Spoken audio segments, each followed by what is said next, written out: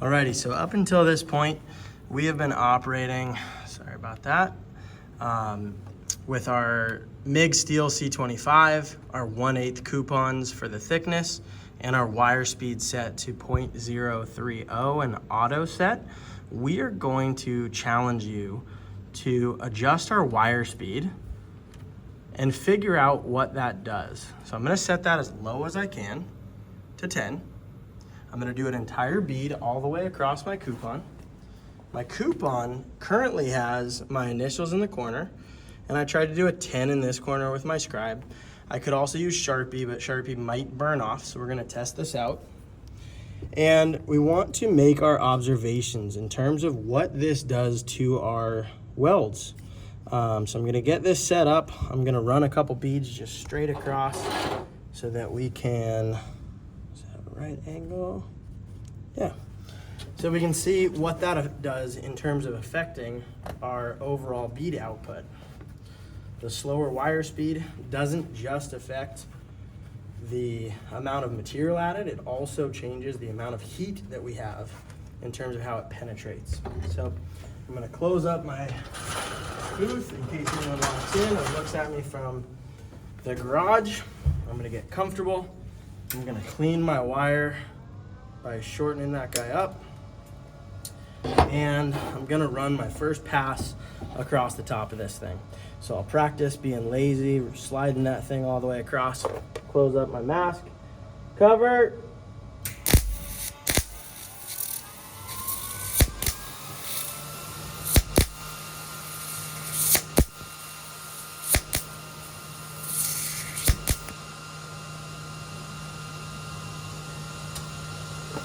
Whoa, way different. So we don't hear that snapping. It was almost melting the wire before it could reach my base metal.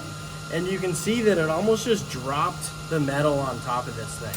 So that was way too slow and it didn't help it.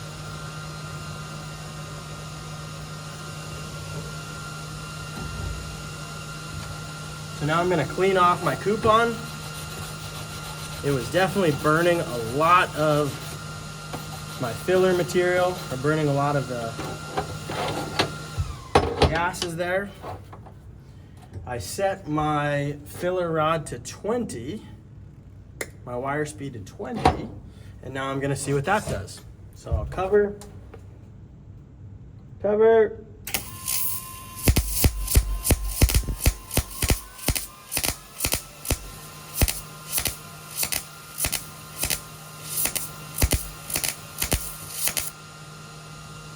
All right, so a little bit more consistency. We were able to get somewhat of a bead, but it was still burning before it really hit my metal. You heard those pops were a little bit more consistent. I was able to run kind of a bead across it, but it sure doesn't look like or sound like the welding that we're used to when it's on the auto set. So now I'm gonna turn it up. We're gonna hit 30. I'm gonna clean off my wire to make sure I've got a fresh start. Close up my mask, cover.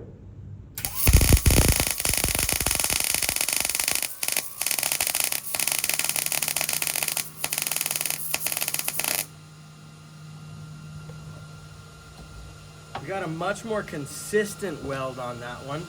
I think we were actually reaching the base coupon before my filler rod melted, but it still doesn't sound like it does, and there's way more splatter. Splatter are these little beads of material that are adhering to the rest of this coupon. You can see it's kind of dirty. It's like it splashes almost. So there's lots and lots of splatter on that. So I'll turn it up to 40 now. 40 for the wire speed. I'll clean this off again. I think I already did that. Nope. So I'm gonna extend that out. Cut that guy. So now I'm up to 40 for my wire speed. I'm gonna run one again. Cover.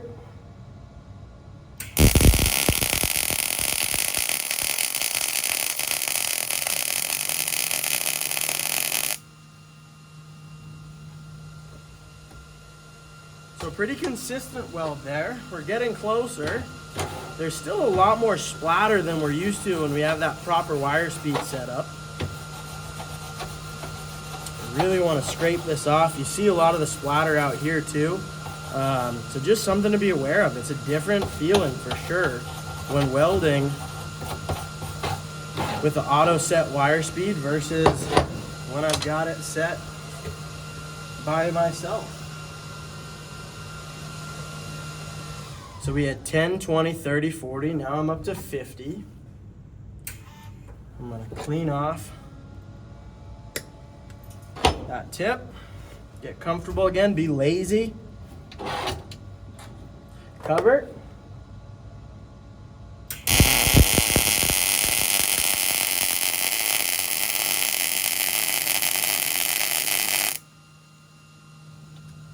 That's starting to sound pretty good right there. Still a lot more splatter than when it's at that auto feed. So I'm noticing that there's a little bit more buildup around the gun. I'll trim that now as our machine's cooling off. And again, as always, I clean in between each round. In terms of my control, I'm still pretty steady moving across this. But the amount of splatter is pretty crazy. So you can see the kind of carbon buildup on the deck. I'll turn up my machine. We're gonna go up to 60 now. Let's see what 60 does. So I've already cleaned that, covered.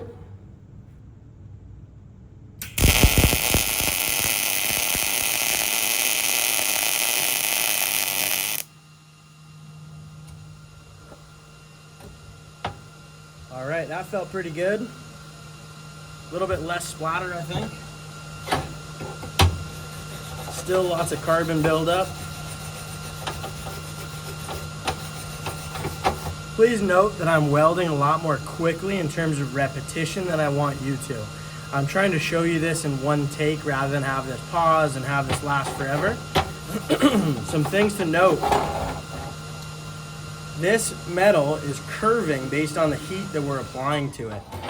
So just be mindful that when we start to combine metals, we will have to tack our corners in to ensure that we don't have that warping. I just adjusted it. We're now up to 60 on our wire speed. I'm gonna clean off that tip. And now I'm ready to rock.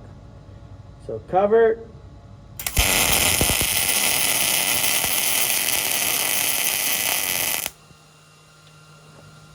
Jerked a little bit through this section right here. I kind of skipped something right there, but that's a pretty solid weld right there. So we're still in a zone that I'm not upset with.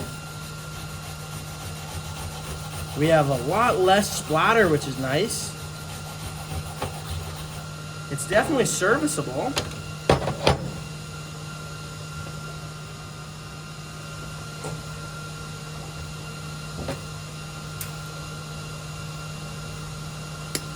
I'll trim that. So we're now up to 80. I've got to wait for that to cycle down so I don't overheat the system. One thing that's interesting while that's cooling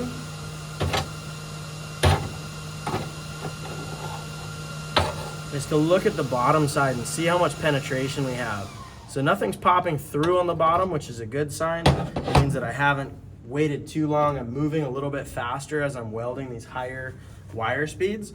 So just know that I am modifying my own weld to try and make these as consistent as possible.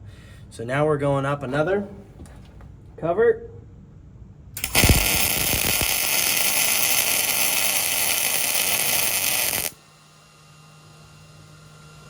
I'm cruising on that one. That's probably a quarter of the speed as it was on that first one. I started it and it instantly actually jumped my puddle back to my previous bead, which I'm actually kind of sad about. I wanted you guys to see that one. It's okay, no big deal if you end up having one that's similar, but I definitely sped up a lot just because that wire jumped out of that gun and really added a lot of thickness to my bead. So this was kind of my normal speed, and man, did I have to speed up to get that next one. Okay, That machine cooled down. I've got 90 and 100 left. I'm gonna give myself a little bit more gap, knowing that we've got a little bit more space between the two. And on this next one, I am gonna fly across this weld. Cover.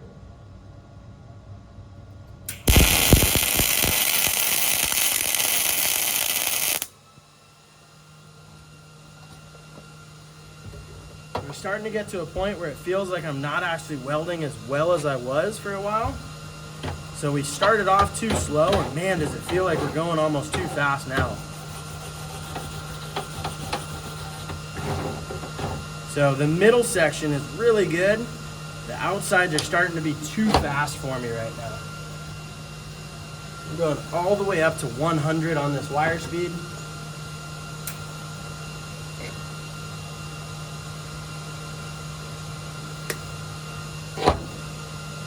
So this will be the last weld that I do on this one.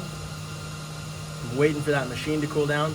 It doesn't seem to like this all that much, knowing that it's running so much wire through this and it's producing so much heat so quickly. Alrighty, so I'm gonna do this last one. This is 100. Notice how fast I'm progressing across this coupon. Cover.